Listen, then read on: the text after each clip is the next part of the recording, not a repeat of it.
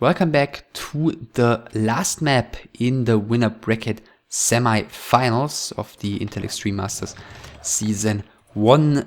It is again, of course, ToD against Creo. The score currently is 1-1, ToD with a quick altar and Creo with a quick Ancient of War here and a Tavern Hero build. So he's switching things up. And yeah, most likely again, in the game between ToD and Fire, we're gonna see Dark Ranger, but I guess here with the Ancient of War in front of the mercenary camp, which you can basically creep with any hero together with the Ancient of War. There are some more possibilities. Beastmaster, perhaps Panda, perhaps. We'll find out. So just to remind you guys again, the winner of this one is going into the winner bracket finals against Hot, where, you know, he's only going to be 2 best of 3 victories away from winning the title here, whereas the loser is going to go to the lower bracket final against Fire DE, where he's only going to be 1 best of 3 away from dropping out of the tournament, or let me count, lower bracket final, consolation final, and 2 in the grand final. So 4 best of 3s in a row have to be won by the loser of this one to still win the tournament. So yeah, AM first for ToD, obviously. Base open here at 2 entrances. I'm guessing one of them is going to be closed eventually. ToD again with a scout farm. A little bit up front, as he seems to always do. First archer is already out, second one is being produced by Creo. Altar and second Moonwell about to finish, so yeah, we're just seeing a classic Tavern Hero archer build here by the Night Elf. ToD has scouted this, so yeah, he knows what's coming. And apparently he's gonna go ahead and creep the green camp here with his AM first in response. And yeah, the interesting decision is gonna be the first hero here of Creo, and it's actually the Panda. So that is interesting. I've said it, most likely the Dark Ranger, but there are some possibilities here. The Panda on Echo Eyes can be crept to level 3 very quickly, and therefore that's one of the better maps to play said hero. So let's see how ToD reacts here. Is he going for the Merc camp or is he going for the expansion immediately? He's going for the expansion immediately. So he's gonna creep that one. He's most likely gonna wanna take it and then head very quickly across the map to prevent the Panda from creeping level 3, because before he hits level 3, he's not exactly a force to be reckoned with. And therefore ToD doesn't wanna waste any time here creeping more, getting some more XP on his own. Yeah, he's heading across the map immediately. He doesn't want to give Creo any space. Creo on the other side of the map has already crept. The green one has already started the mercenary camp, so he's probably gonna get this entire camp. He's probably gonna get some mercenary support, but not level 3 yet. What did ToD do here? He picked up Dust of Appearance to deal with those archers. Some screen issues here by ToD.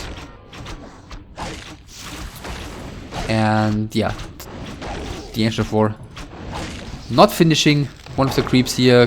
Creo gets Ring of Regeneration and level 2.5 on his Panda, and ToD is right there. There is slow on one of the archers. ToD realizes it and gets the pick off here immediately, but at the same time losing one footman here. He continues chasing after the archers. Who gets the mercenaries? That's the question. Both of them are going to Creo, which is a big deal at this point, because he's gonna have to deal with the human pressure, and the 2 trolls are definitely gonna be of huge help, and even the second footman has gone down already. So ToD didn't really get too much out of this pressure. He's denying his water elemental right now, but the Panda did get closer to level 3 already, and with ToD already losing all of his momentum here in this pressure, is not going to be able to prevent the Panda from continuing to creep up here. Tree of Life coming very quickly for Creo. He's still on tier 1. ToD with 1 Arcane Tower rather aggressively placed, which isn't all too surprising, because, you know, he wants to cover basically this ground, he wants to cover the front, and he wants to cover this entrance as well for Panda's Breath of Fire harassment. The AM sees the Tree of Life, but this guy has full mana, and yeah, now he's making use of it. And ToD as I said previously, he's lost plenty of footman already, and he decent blocking there by Creo for a moment. And he's only level 2, so he's not able to cancel this for now. At least Creo has to stay passive for the moment, stay defensive. Make sure that his Tree of Life comes up, because if it just marches across the map, then ToD will just stick around and cancel the Tree of Life. He's again going in for it with a lot of stuff. This footman gets killed not by the Ancient of War, and therefore the Panda gets level 3 already. And immediately he's able to pick off 2 more footmen. Another footman is gonna fall, and if ToD doesn't get this cancel, then this will be some horribly wasted resources. But it looks like he's gonna get the cancel. Yeah, Tree of Life has to be cancelled. ToD heavily fed the Panda in return. He's level 3.5 already. ToD is on level 2.5. 1 Arcane Tower is up by now. The Wisp is going to have to be sent back here. And ToD, Creo is just going to creep here and build a Tree of Life immediately at the expansion. Not going to waste any more time. Gloves of Haste for the Panda, and soon to be level 4 already. Tech has started in the meantime as well. Halfway down already. ToD's tech a little bit behind. He's getting the lumber mill on top of it. He should perhaps add another Arcane Tower, which I'm assuming he's probably gonna do, as well as a shop here. I don't think this is going to be a guard tower, even though he's getting the lumber mill. Well, we'll find out eventually. Creo finished the creep camp, as I said, soon to be level 4. The footman of ToD continued doing some scouting here. He's trying to apply more pressure on the main. The Wisp here staying alive for the moment. Plenty of Moonshoes available. And he's actually moving away from the main, so he's able to, or he's willing to sacrifice this Wisp to win some more time. But ToD isn't going for it. He's continuing the pressure at the base. Actually, the Hunter's Hall would be a pretty big cancel, but now with the entire Nightlife army there, that's not going to happen anymore, and ToD has to fall back. So upside for ToD is that he's at least delayed the counter expansion for a while. He's at least secured himself the economy advantage, but the downside is of course the Panda, which is already soon to be level 4.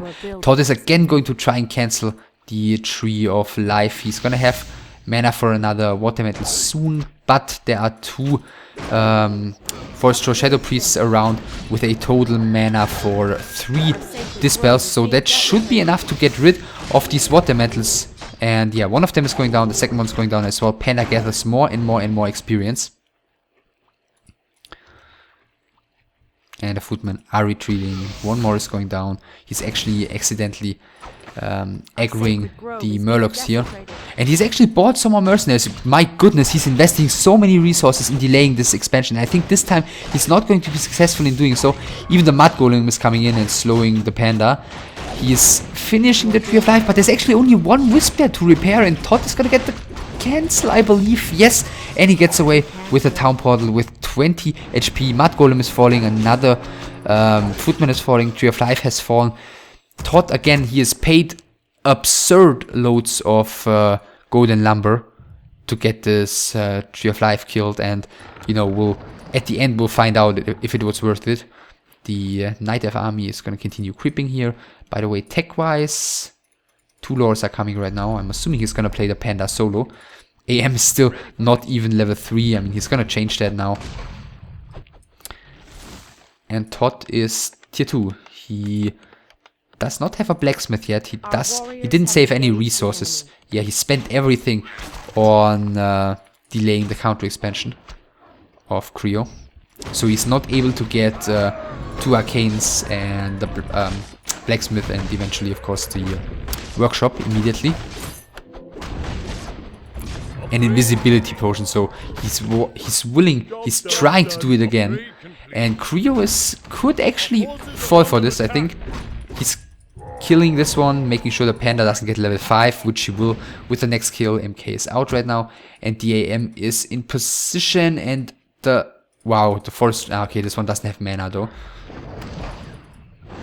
The Forest Troll Shadow Priest is coming back. There are 2 Wisps around, which is not enough to kill this Water Metal entirely, but with this one coming in, he doesn't have the 75 mana yet, but he doesn't need to, because he's going to kill the Water Metal. Nevertheless, Panda is right now level 5. Is the damage output of the IEM going to be enough? He's using the Inwell Potion, and wow, if this doesn't pay out, then, and it doesn't, he's never gonna get the cancel, then yeah, that was quite a bit of resources wasted again by ToD. Let's see, how is his main base looking? 2 arcanes coming, still no blacksmith. He would have to gold and lumber for a blacksmith, not really sure what he's waiting for. Does he just want to play mass breakers here against this? Mass breakers and casters? I feel like he needs some mortar teams to have the damage output against all of the range stuff of Creo. Especially the Dryades, of course. But for now he's only relying on Arcane Sanctums. Well, they are just being built right now, so at the moment he doesn't really have a lot on the field. He's gonna lose the shop probably, which is a little bit painful because he's not gonna be able to produce breakers. Is he gonna start producing immediately? Shop is still up, but he starts with casters, 2 priests first. So shop falls, and actually this choke could be a little bit of a you know, sensitive point here in ToD's defense, but Creo isn't going for it. And yeah, finally the counter expansion is gonna start running. Both of them at almost 50 supply. Both of them already, you know, banking a tiny bit. At least ToD is. No, ToD is breaking immediately, and he's gonna have to pull these priests back into his main base. And Creo might be doing just the right call here, going for the production buildings of ToD, which yeah is gonna force ToD to fight to defend them. And yeah, with the level 5 Panda, Creo might be able to pull a lot off in that fight, especially given the large number of militia here. Panda now turning around, Dragon Haze, Breath of Fire being casted. There is 1 heal scroll available for ToD. He used it immediately. The next Breath of Fire, which isn't available, would have been very painful, but no mana on the Panda for now. But still, the Dryads and Archers are able to do so much damage here against that. And let's see, the one, no, he's not even gonna die because the Mountain King is slowed and he doesn't have the mana to throw another bolt. So ToD has to fall back for the moment. Blacksmith finally finished now, and the Mountain King is really gonna have to get going here. He's got the boots, fortunately, so he's probably gonna get away. Or is he? Another slow here by the Dryad. I think he should be able to get to the shop though. Yeah, now he's made it. New shop is coming here. More and more casters already on the field for ToD, but of course those are super fragile against the Breath of Fire of the Panda. 1 new heal scroll board for ToD, as well as the staff of teleportation in the middle. I guess the staff just to make sure his Mountain King survives. And ToD is adding Rifleman, not going for mortar teams here. So Rifleman, of course, not all too bad. The problem is that it's difficult to split them from the casters, so it's easier for the Panda to do more damage at once, because he doesn't have to decide between like the casters and the mortar teams where to throw the or where to cast the Breath of Fire. They have a little bit less range, but they are also a little bit less vulnerable to you know, Dryad walk-bys, if you want to call it that, because Dryads cannot just walk in against the casters and the Riflemen and you know, get their snipes going if there's a decent number of Riflemen. Because Riflemen don't have a minimum attack range that they need to have in order to attack. So Panda gets burned quite a bit here. 2 more breakers coming out. One of them might fall. The Panda is getting closer and closer to level 6, which would of course be a huge deal, but ToD is the one applying the pressure here. 3 towers built in front of Creo's expansion. 61 supply for ToD, 59 for Creo. He does have a town portal though, and the Panda is gonna get closer and closer to level 6. Keep in mind that it is a single hero. He does get bonus XP. He's on tier 3 already, so even more bonus XP. And the first bears are being produced. There is Master already. So let's see who is gonna lose this game of chicken here. Who is gonna fall back first? ToD isn't going for the kill on the Tree of Life or anything, so there's no reason for Creo to head back yet. The Panda is totally out of mana, but he's gonna be able to kill all of the towers and level 6 on the Panda, so that isn't good news for ToD, to say the least. And now ToD decides to attack as well. The Ancient of War is gonna fall first, but ToD is gonna lose his entire economy at his expansion. Perhaps the Town Hall also, before Creo is gonna Town Portal in. There are 2 Moonwells here, so if the Panda uses both of them, he might be getting the mana for his ultimate. Probably, yeah, he probably should. That's 500 in total. So that's about 250 mana for the Panda if he's full HP and uses them. So that's enough for the ultimate if the Town Portal is coming in. So ToD is going to be the one to lose his Town Hall. No, actually he isn't. He's the one who's able to force the Town Portal first. Panda is coming in with the Scroll of Town Portal, and he's using the ultimate here after using only one of the Moonwell. 3 Arcane Towers are in position. ToD casting slow on all of the bears already, and those are not too easy to be microed. Wisps are coming in for the detonates though. The pandas, the little pandas, are doing as expected tons and tons of damage. ToD down to 58 supply. Creo still at 70. Hasn't lost a unit in this fight so far. First of the bears has to be pulled back. The Forest Road Berserker may have to be pulled back eventually as well. The Mountain King is already out of mana, and ToD, with his back to the forest, he has a very awkward fighting position. He decides to Town Portal out, but losing another breaker on the way out. And I think Creo, did he lose anything here except Wisps, of course? I'm not sure if Creo lost anything in this fight, which is pretty good. Of course, Panda is level 7 and IEM still almost for MK barely over level 2. ToD down to 53 supply. He's using Regeneration Scroll. He's gonna buy new Heal Scroll maybe. Does he wait for Invo Potion maybe? No, he does not. Just spend his gold on more peasants again, and one Dryad is here harassing.